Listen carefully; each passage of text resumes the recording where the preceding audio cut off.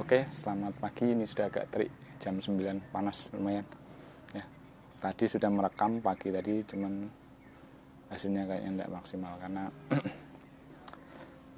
saya udah lama tidak baca buku itu, 4 tahun ya. Jadi malam saya baca-baca sekilas agak-agak banyak detail yang terlupakan gitu. Tapi kita akan bahas secara umum saja ya, secara umum. Ini buku karangan Fadly Rahman, judulnya Jejak Rasa Nusantara. Buku ini ditulis hasil tesis dari tahun 2012 UGM. Jadi selesai tahun 2014, beliau diterbitkan di Gramedia tahun 2016. Ini hasil tesis, seangkatan dengan saya yang 2012. Memang tahun 2012 itu tahun ketika Indonesia boom ya, pemerintahan banyak anggaran, termasuk alokasi untuk beasiswa banyak juga saat itu. Satu angkatan kami itu banyak kayak 2012. Ini salah satu dampak dari maraknya studi lanjut saat itu, dan hasilnya salah satu karya unik ini. Jadi melihat makanan dari sudut pandang sejarah, dan gara-gara membaca buku ini dulu saya orientasinya agak berubah sedikit. Karena riset saya pasar dan ekonomi, akhirnya mencoba mencari hubungan kaitannya dengan kebudayaan makan kita terkait dengan potensi ekonomi dan perdagangannya. Itu dulu ya, tapi kayaknya agak jauh ini sebenarnya. Melacaknya itu cukup berat. Jadi buku ini menurut saya unik, dan ada buku tambahan yang lain. Kalau ini banyak buku download, buku yang tidak terakses. Ada Jejak Negeri 5 Rasa Cina juga ada kuliner Jepang ada juga, bagus ya. Itu dulu ya. Ini ada 30 GB buku-buku download, banyak juga, termasuk ada jurnal gastronomi, jurnal kuliner. Fadly Rahman juga punya buku lain, itu Wastafel, budaya kuliner di Indonesia masa kolonial. Ini kaitannya dengan budaya penyajian makanan. Saya juga tahun kemarin beli kitab masakan. Ini ada 1.500 entry kalau tidak salah. Ada sekitar 1.100 halaman.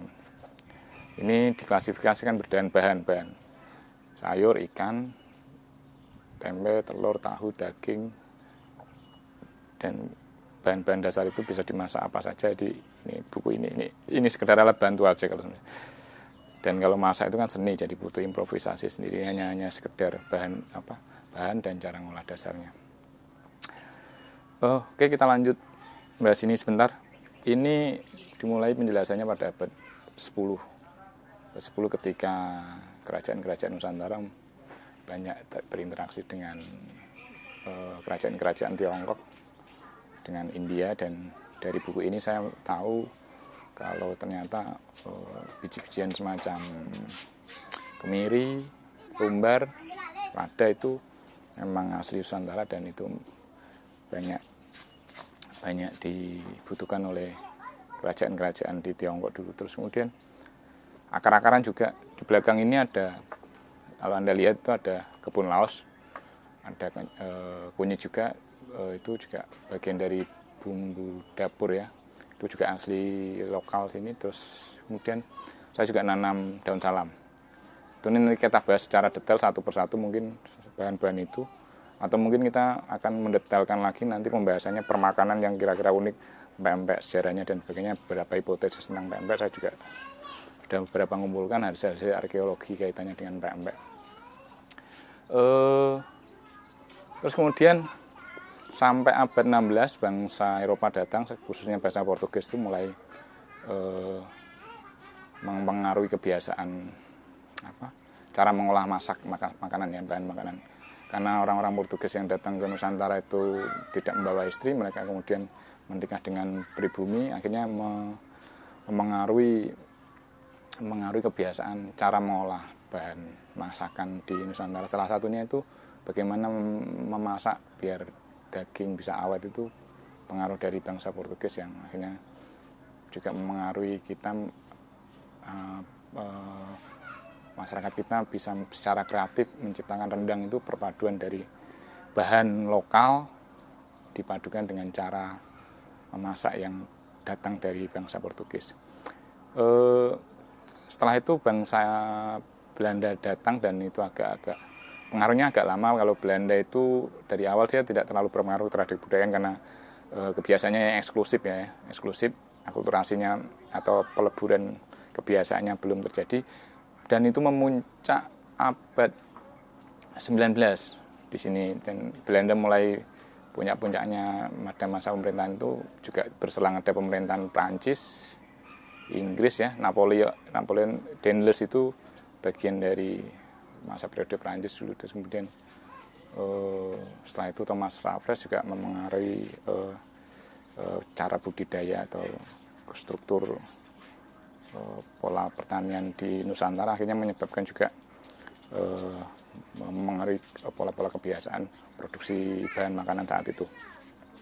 Itu di periode itu juga dibarengi dengan proses melihat makanan secara ilmiah, muncul kemudian analis kandungan nutrisi dari bahan-bahan makanan Nusantara. Termasuk juga Keraton Surakarta itu membuat proyek Serat Centini, itu juga membagi penulisnya untuk menjelaskan wilayah Jawa Timur, Jawa Barat, ada yang ke Semenanjung Arab untuk melihat kebiasaan-kebiasaan masyarakat sekitar Jawa itu, dan juga di situ tercatat juga bermacam bahan makanan pada masa-masa itu dan termasuk jenis makanannya, dan kemungkinan kalau dugaan dari Fadli Rahman itu konteksnya dari abad 16 sampai abad 19 penulisan, kaitannya ini ya, pengaruh dari abad 16 sampai, tapi ditulis di Serat Centini itu baru abad 19. Terus kemudian periode berikutnya yaitu periode ketika masuk ke abad 20, bagaimana kuliner kita memengaruhi kebiasaan masyarakat Belanda, dan kelas menengah atas atau kaum menengah sudah mulai melakukan inovasi banyak, termasuk saya baru tahu semur. Kalau semur itu kan dari Eropa ya, dari Belanda itu semur ya, tapi daging aslinya itu. Tapi kalau di daerah kami itu dimodifikasi jadi tempe sama tahu karena kaitannya kelas sosial ya. Jadi cara masaknya sama, tapi kemudian bahan-bahan itu disesuaikan dengan kemampuan kelas sosialnya masing-masing. Itu juga bagian dari proses kreatif, kreatif. Terus kemudian pada periode 1930 itu masa-masa depresi dalam kondisi perang dunia, setelah perang dunia 1 menjelang perang dunia 2, dan itu masa-masa sulit. Jadi pemikiran saya itu banyak mencoba mencari alternatif makanan selain beras, selain gandum. Akhirnya banyak yang beralih ke singkong sama jagung ya. Termasuk orang tua saya itu lahir pada masa-masa itu 1930-1940 itu. Beliau sangat hobi sekali makan ubi sama jagung, karena memang itu masa-masa yang sulit. Jadi kebiasaan saat itu juga memengaruhi sampai cita rasanya sama lah. Kemudian masuk periode Soekarno, kemerdekaan. Soekarno membuat proyek buku Mustika Rasa, melakukan survei secara nasional makanan-makanan Nusantara, dan kemudian dijadikan satu jadi kemudian kitab masakan Mustika Rasa. Itu bagian proses untuk membangun identitas kebudayaan, saya lihat. Itu buku ini menurut saya sangat menarik, walaupun ada yang mungkin tidak tersorot, yaitu periode modernisasi sekarang ya, retail. Itu kajian saya kaitannya dengan ekonomi jasa ya, geografi jasa, ekonomi jasa, dan saya lihat perkembangan, saya lihat budaya kuliner kaitannya dengan retail restoran, kemudian banyaknya masuk makanan-makanan Jepang, Korea itu juga saya lihat sangat mengaruhi dengan cita rasa masyarakat kita. Dan itu saya yakin pasti nanti juga ada proses kreatif untuk menciptakan hal itu bagian dari proses sejarah, dan itu tidak masuk dalam buku ini. Terus kemudian buku ini menurut saya terlalu akademik, bahasanya terlalu ilmiah, jadi kemudian walaupun dia kaya data, tapi kalau yang nggak biasa membaca buku-buku berat ilmiah mungkin agak terlalu berat. Tapi kecuali kalau dia susun dalam bentuk prosa atau populer, mungkin jangkauan pembacanya akan agak lebih luas. Tuh mungkin segitu, panjang ini kalau ini, dan implikasinya nanti, dan bidang kayak gini nih butuh multidisiplin, kemampuan bidang ilmu banyak ya, ada ilmu bumi, geografi, pertanian, ada ilmu nutrisi, ada kemudian kebudayaan juga, ada antropologi. Itu kalau enggak terbiasa dengan bidang-bidang itu agak susah memahami kompleksitas dari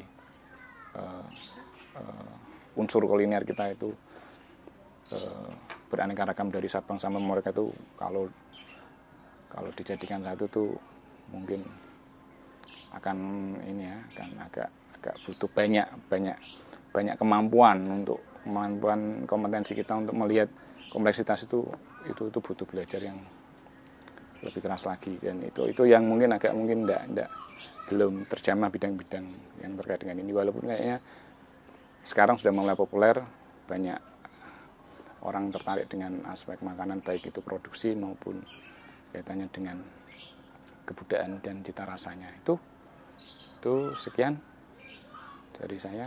Terima kasih atas perhatiannya.